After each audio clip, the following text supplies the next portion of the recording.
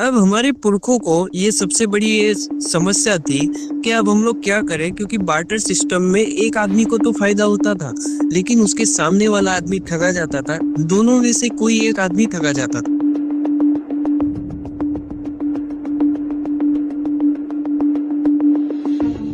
एक स्टैंडर्ड बनाते हैं रुपए का, एक मानक बनाते हैं, और वो मानक के लिए वो लोग लग गए काम में। उन्होंने देखा कि हम लोग एक धातु की एक मुद्रा बनाते हैं, मतलब कि जो लोगों की जो मेहनत जो रहेगी, जो कि वो धन बनाने के लिए, कि एक आदमी जो है वो अपने खेत में गेहूं उगाता था, उस गेहूं को बेचता था। लेकिन उस गेहूं उगाने के लिए उस आदमी को पूरा साल मेहनत करना पड़ा, तब जाके वो गेहूं उगा। अगला आदमी जो है वही टमाटर उगाने प्रकृति के हिसाब से समय जो है कम लगता है। अब अगर सेम तुलना में अगर ये सारी चीजें जो बांटी जाएगी कि साथ में धोखा होगा, क्योंकि उसको वो उगाने के लिए 12 महीने लगे थे, लेकिन अगर टमाटर की अगर हम लोग बात करें तो टमाटर जल्दी होगा।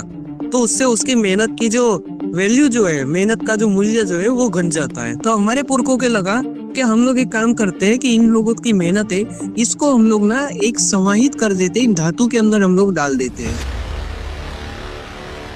लेकिन असली सवाल ये था, अब क्या? लोगों ने ऐसी धातु ढूंढना चालू किया है जिससे कि वो एक मुद्रा बना सके, जिससे कि एक आदमी के मेहनत की वैल्यू को तोला जा सके। लेकिन एक छोटी सी चीज जो इग्नोर की थी, वही सबसे बड़ा सिग्नल बन गई। अब सबसे बड़ी बात ये थी कि हम लोगों को अगर एक मुद्रा बनानी हो तो हम लोगों को एक ऐसा धातु ढूंढना पड़ेगा जो कि किसी भी हवा के कांटेक्ट में आके उसका क्षय ना हो, माने कि वो खत्म ना हो। हमको एक ऐसी धातु ढूंढना पड़ेगा, अगर वो पानी के अंदर भी अगर वो रहे सालों तक तो भी उसे कुछ ना हो, और अगर हम लोग उसे जमीन के अंदर भी दफना दे तो भी उसे कुछ ना हो। और हम लोगों ने ऐसी धातु ढूंढना चालू किया। हम लोगों ने सबसे पहले लोहे को लिया, लेकिन लोहा सारी चीजों के लिए टिक नहीं सकता।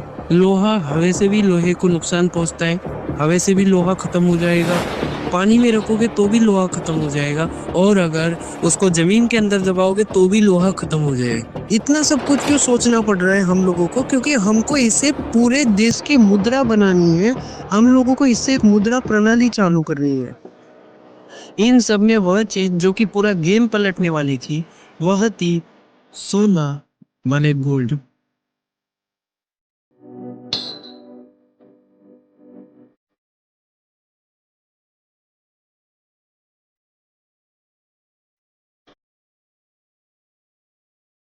क्योंकि सोना एक ऐसी चीज है जिसको अगर आप हजारों सालों तक भी अगर आप जमीन में दबा के रखोगे तो भी वो क्षय नहीं होगा, उसके वजन में जरा सा भी डिफरेंस नहीं होगा। अगर वो पानी के अंदर रहेगा हजारों सालों तक तो भी वो खत्म नहीं होगा, उसके वजन में डिफरेंस नहीं आएगा।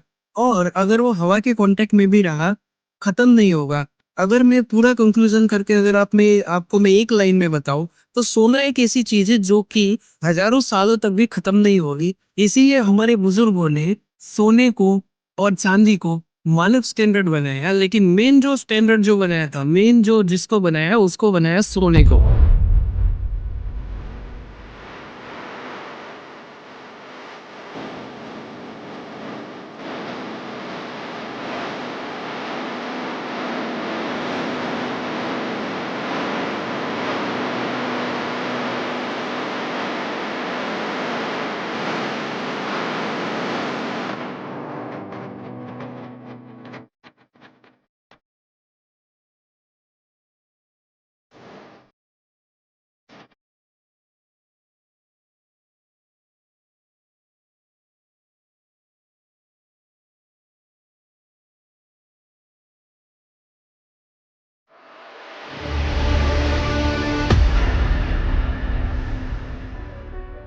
ये मुद्रा प्रणाली इतनी अच्छी थी कि धीरे धीरे हम हमारा जो भारत जो है वो सोने की चिड़िया कहलाया गया।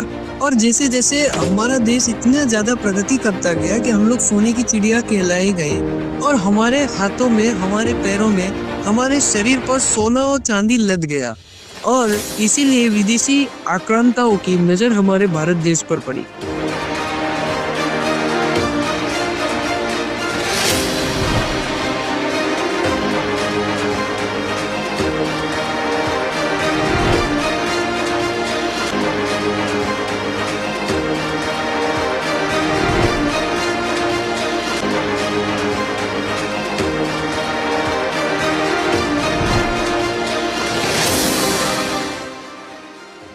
लेकिन ये जो मानक स्टैंडर्ड जो था, इसमें एक बहुत बड़ा बदलाव होने वाला था, क्योंकि ये रेस सिर्फ स्पीड की नहीं थी, ये सर्वाइवल की थी।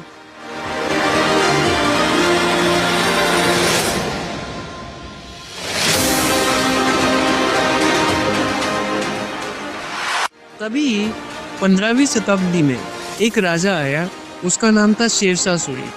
शेरशाह सूरी ने यही मानक स्टैंडर्ड को जो का त्यों अपना लिया, लेकिन उसे लिखित रूप में दिया। सोने और चांदी की जो वैल्यू जो रखी, वो भी जो की त्यों रखी, जो की थी 11.635 ग्राम 1 तोला। फिर चाहे वो सोना हो या चांदी हो, इसके साथ में कोई भी माइकल छेड़छाड़ी नहीं कर सकता। सब कुछ सही चल रहा था, लेकिन एक ऐसा मोमेंट आने वाला था जिसने सब कुछ बदल के रख दिया, और वो मोमेंट था ईस्ट इंडिया कंपनी का। कूट खरीद, मोहर, मानक मूल्य लागू कर दिया भारतीयों पर।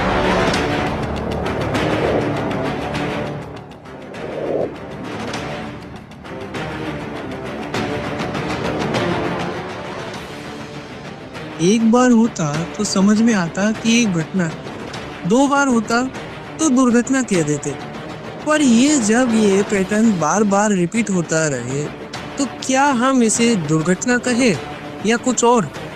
क्योंकि 1 नवंबर 1858 को ईस्ट इंडिया कंपनी को समाप्त कर ब्रिटिश इंडिया गवर्नमेंट का शासन शुरू होता है।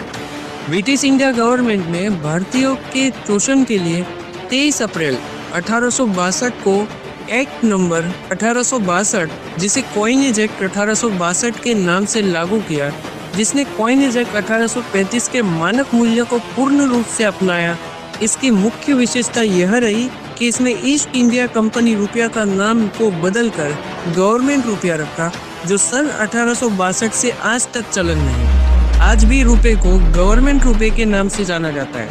4 अप्रैल 1870 को जो मुद्रा ब्रिटेन की थी, उस मुद्रा को 1870 कॉइनेज एक्ट के नाम से जाना जाता है, भारत पर लागू कर दिया गया उसको।